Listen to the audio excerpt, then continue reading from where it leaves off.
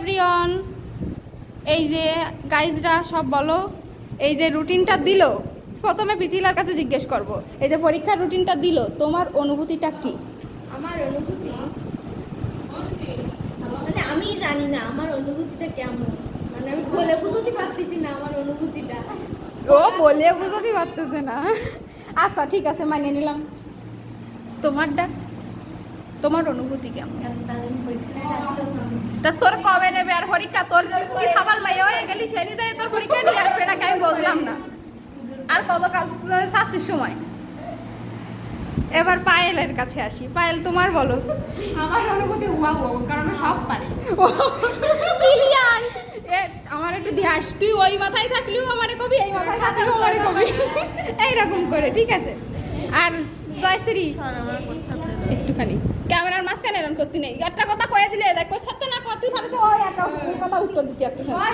জ্বরে আক্রান্ত, তাই তো কালকে ও যা থাও, পরীক্ষা তোমার দিতেই হবে না, এবারে বলে ফেলো তোমার অনুভূতিটা কেমন। পরীক্ষা না দিয়ে পরীক্ষা না দিয়ে বিয়ে করবে, ও বলা হয়ে গেছে, ও তো কথা কচ্ছে। ম্যাডাম তোমার অনুভূতিটা জানাও। বলো। সেই এই তো মিতু, এ তো ব্রিলিয়ান্ট, এর কথা কিছু বলারই লাগবে না, এর অনুভূতি তো সেরা সেরা, এবারে বলে ফেলো। অনুভূতি নেই, অনুভূতি বোঝা হয়ে গেছে। কি হয়ে গেছে? কালকে তো সুন্দর এইরকম বড় বড় গলায় কইলে, আজকে করতে পারছো না। এবারে বলে ফেলো। ফেসবুকে পোস্ট আর তুমি এই এখন তো জানিস না, বলো। তখনও জানতে না, এখনো জানিয়ে বলো। আমার কোনো অনুভূতি নেই, মানে বোঝা হয়ে গেছে।